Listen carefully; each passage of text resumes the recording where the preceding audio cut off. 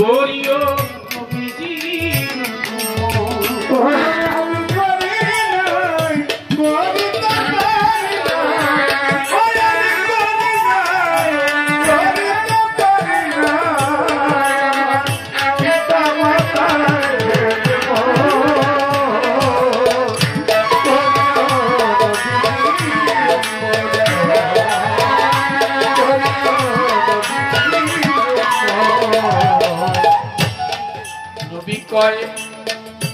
জন্মের আগে পিতা মরেছে, আমার মা মরে না করি নাই, আমি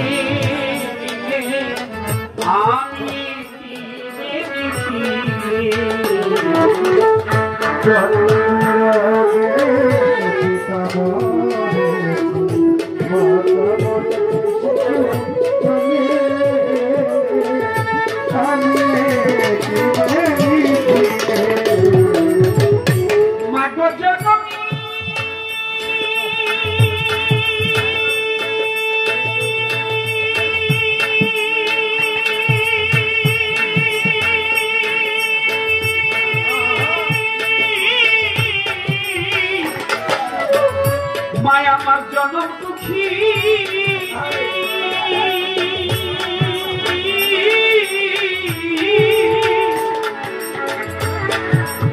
জননী জননী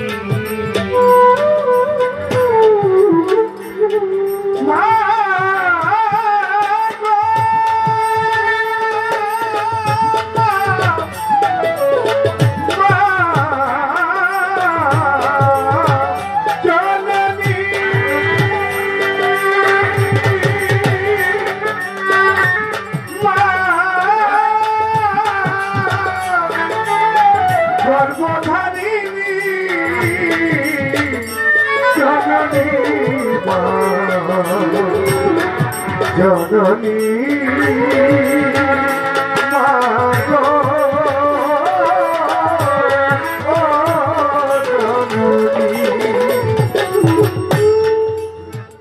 আমাদের কর্তৃপক্ষ কমিটি এই পানলা ভাই এই এই বেয়াদব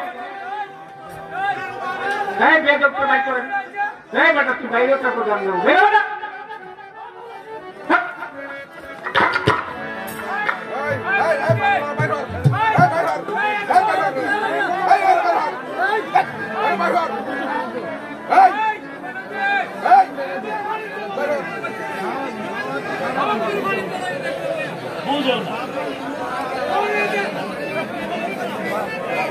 আমাদের এই সারা হাজার হাজার লোকের গান নষ্ট করবো বারবার চোদ্দ ওখানে যায় না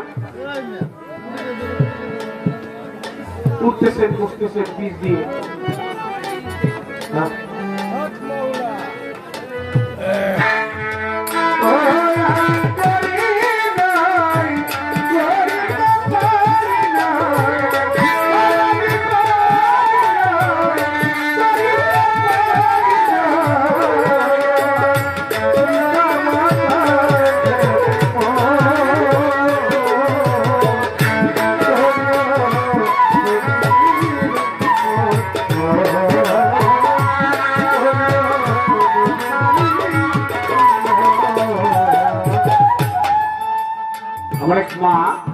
ঘরে যখন খাওয়া দাওয়া করলাম তখন সে মাঝনকে বলছে যে কাজল দেওয়ান আপনার গান তো আমরা আসলে এখানে এভাবে শুনতে পারি নাই, সরাসরি ক্যাসেটে সিডিতে দেখুন আপনার মোবাইলের মধ্যে ইউটিউবে সার্চ করলেও গান পাওয়া যায়, আপনি অবশ্যই যদি সুযোগ পান এই গানটা একটু করবেন।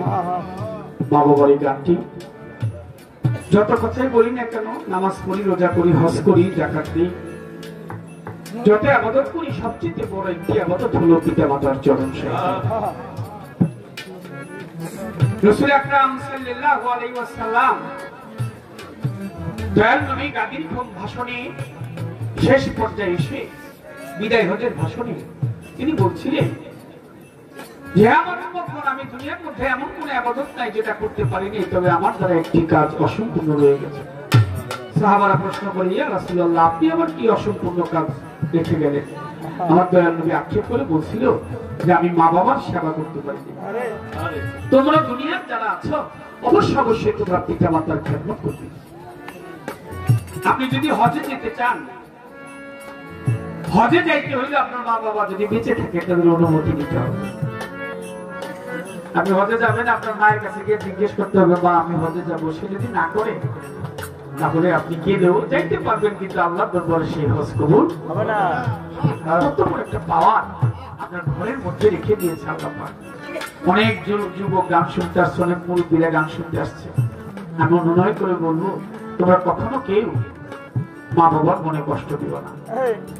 মা বাবার মনে কষ্ট দিলে সেই কষ্ট আমার আল্লাহ নিজে পায়। দয়াল নবী যখন তিনি শিশু ছিলেন, ছোট ছিলেন, তিনি মাঠের মধ্যে খেলা করে তার সমবয়সী এক বন্ধু লক্ষ্য করে চেয়ে দেখে নাম তার তাহের। তাহেরের কাছে কে যেন আসে। আমার দয়াল নবী চেয়ে চেয়ে দেখে তাহেরকে আদর করে মাথায় হাত বুলায়, গালে চুমু খায়, হাতে খুরমা খেজুর দেয়, বুকের মধ্যে জড়াইয়া ধরে। তারপর লোকটা চলে গেলেন নবী তাহেরের কাছে গিয়ে জিজ্ঞেস করে তাহের ইনি কি? তাহের বলে ইনি হলো আমার বাবা। আমার নবী মনে মনে ভাবে শিশু নবী যে আমি আমার বাবার কাছে যাব, আমার বাবার কাছ থেকে গিয়ে আমি এরকম আদর নিব, আমার গালে চুমো খাবে, মাথায় হাত বুলাবে। দাদা একটু বসে, দাদা দাদা ভাই মিয়া ভাই।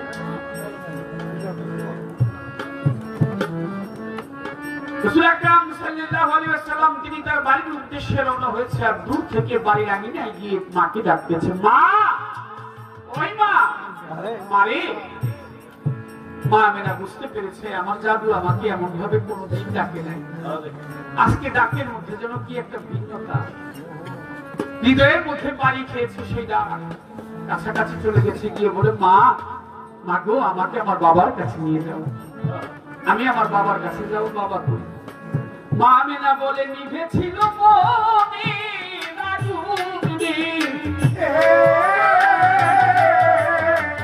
আগুন দিলি জ্বালাইয়া,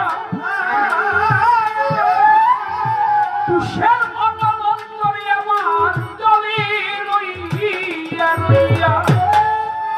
মায়ের শরীরটা তেমন একটু ভালো না। মা বলে তোমার বাবার কাছে যাবে? আসো যাই, তোমার বাবার কাছে তোমাকে নিয়ে যাই, দেখি তুমি ডাকলে তোমার বাবা আসে কিনা। আয়মান দাসীকে সঙ্গে নিয়ে পিতা আব্দুল্লাহ শ্যাম শহর বাণিজ্য করতে গিয়ে তিনি ইন্তেকাল করেছিলেন, যেখানে তার পবিত্র মাজার রওজা, সেখানে গিয়ে বলতে লাগলেন মুহাম্মদ এখানে এই মাটিটার মধ্যে তোমার বাবা ঘুমিয়ে আছে। আমার দয়াল নবী গিয়ে ঝাঁপিয়ে পড়লেন, বাবা তুমি কোথায়? আমি তো তোমাকে দেখি না, তোমাকে উঠে আসো, আমাকে আদর করো, আমার গালে চুমু খাও, মাথায় হাত বুলাও।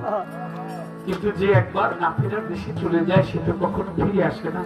আমার আল্লাহ বলে জিবরাইল এই মুহূর্তে আমার মনে চায় আমি আমার মুহাম্মদের সামনে গিয়ে আব্দুল্লাহ রূপ ধরে দাঁড়াই, আমি তাকে আদর করি, তাকে গালে চুমু খাই, আমি তাকে জড়ায় ধরি, হাতে খুরমা খেজুর দিই, কিন্তু আমি তা করবো না। কোথায় রে আজরাইল? আজরাইল হুকুমের গোলাম উপস্থিত। আজরাইলকে দেখে আমার আল্লাহ বলে কি আজরাইল এই মুহূর্তে চলে যাও, তুমি মা আমিনার রূহ জানটা কবজ করে নিয়ে আসো। আজরাইল সেদিন কেঁদেছিল। আজরাইল সেদিন বলছিল আল্লাহ যে হাবিবকে তুমি সৃষ্টি না করলে একটি বালুর কণাও সৃষ্টি করতে না, তোমার পিয়ারা মুহাম্মদ পিতার জন্য কেঁদে কেঁদে আকুল, এই মুহূর্তে আমি তার মায়ের রূপ জানটা কেমন করে আনি, আমার মায়া লাগে। আমার আল্লাহ বলে আজরাইল রে আমার বন্ধু মুহাম্মদকে যদি এতিম করে না দেই তাহলে এতিমের দুঃখ কি সে বুঝতে পারবে না। কবি বলেছে চিরসুখী জন ভ্রমে কি কখন ব্যথিতের বেদন বুঝিতে পারে, কি যাতনা বিষে বুঝিবে সে কিসে, তবু আসি বিষে ধ্বংসে নিয়ে যাবে। সব ব্যথার ব্যথিত না হইলে সেই ব্যথা বুঝে না। যার হারিয়েছে সেই একমাত্র সেই হারানো লোকের ব্যথাটা বুঝি। আজরাইল আমার নবীজি মায়ের সাথে দাঁড়ানো, আজরাইল এসে মায়ের রূহ জানটা কবজ করে নিয়ে গেলেন। মা মাটির মধ্যে পড়ে গেছে। নবী সেখানে মাকে ডাকে, মা ও মা তুমি উঠো না কেন, তুমি কোথায় গেলে, কথা বলো না কেন? মায়ের পাখিটা চলে গেছে, মাও সেখানে ইন্তেকাল করেছে। আবার রাসূল আকরাম সাল্লাল্লাহু আলাইহি ওয়াসাল্লাম তিনি মাকে ওখানে রাখলেন। দেখে তিনি আইমান দাসের সাথে ছিল, তাকে নিয়ে চলে আসতেন। আস্তে আস্তে বড় হলেন, ইসলাম প্রচার করলেন। তিনি বললেন, হে আমার উম্মতগণ, আল্লাহর বান্দাগণ, তোমরা শুনো, আমি আমার মা বাবার খেদমত করতে পারি নাই, তোমরা কিন্তু অবশ্যই মাতা পিতার খেদমত করবে। যদি মা বাবা বিধর্মীয় হয় তবুও তাদের মনে কোনোদিন কষ্ট দিতে পারবো না। আমরা তো একটা রাত্রের জন্য আসছি আজকে এখানে, গতকালকে আরেক জায়গায় গান করেছি, আগামীকালকে হয়তো আরেক জায়গায় গান করব। যুবক যারা গান শুনলে মনে রাখবা, কোনোভাবেই মা বাবার মনে কষ্ট দেওয়া যাবে না। এই অনুরোধটুকু তোমাদের হাতে পায়ে ধরে করে গেলাম। মা বাবার মনে কষ্ট দিলে তুমি এই কেন সুখ পাবে না, ওখানেই পুরো সুখ পাবে। খবরদার, এই কথাটা তোমরা মনে রেখো। এই ছাড়া যা গান গাই শরীয়ত গাই মা ফুটলে যাই গাই, এটা হচ্ছে আমার শ্রেষ্ঠ কথাটা মনে রাখলে আমার গান গাওয়া সার্থক হবে। তুমি কয় জন্মেরা পিতা মরেছে, আমার মা মরেছে শিশুকালে,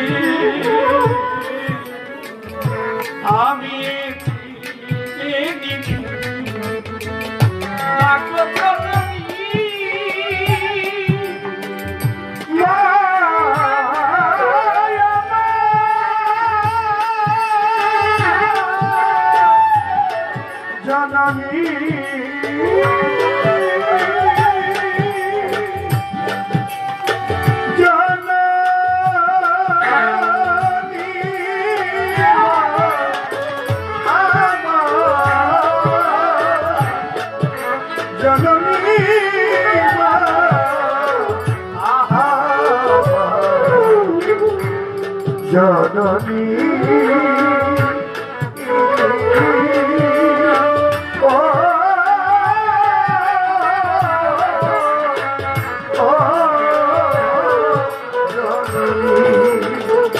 জননী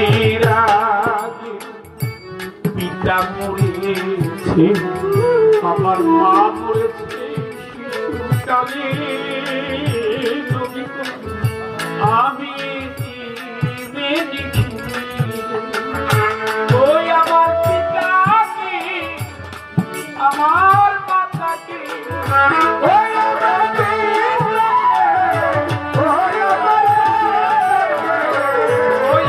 পিতাকে, আমার মাতাকে আমি করিতে পারি নাই সেজন্য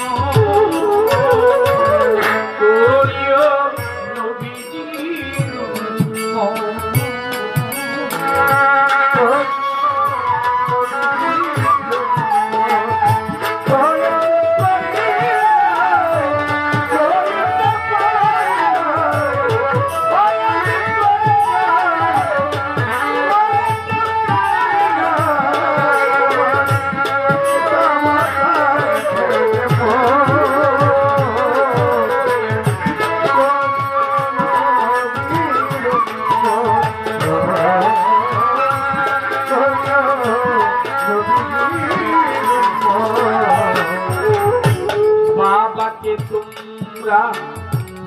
কাবা জানিও আর মদিনা জানিও মাকে, মা বাবা বাঁচিয়া যদি রে ভাই কাবা জানিও মদিনা জানিও মাকে,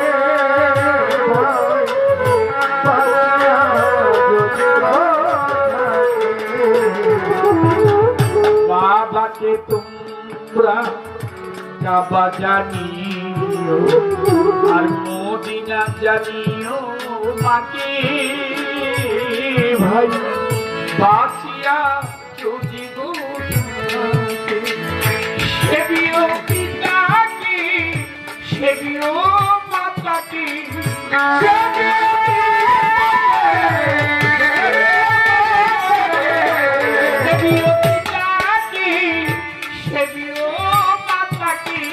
ওই কাবার বড় সম্পদ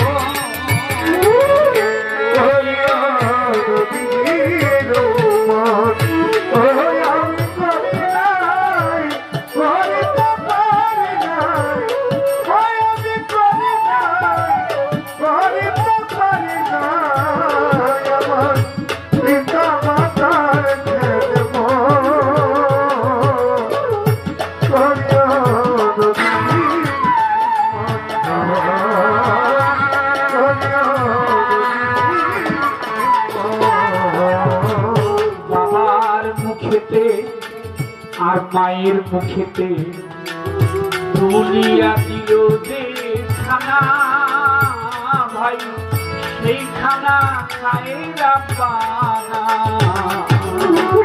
বাবার মুখেতে মায়ের মুখেতে তুলিয়া দিল যে খানা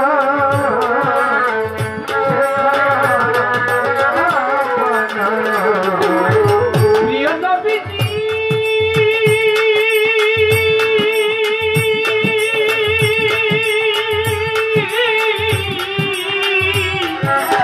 আমার মাগো জননী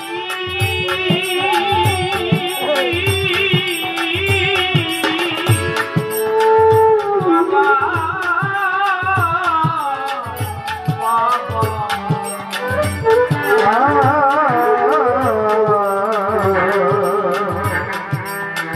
মাগো জননী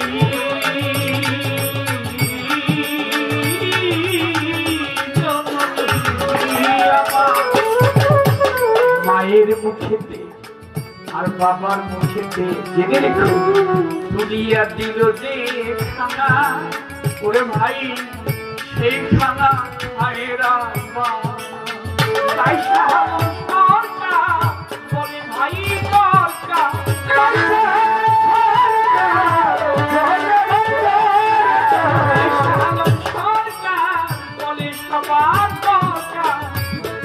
মাতার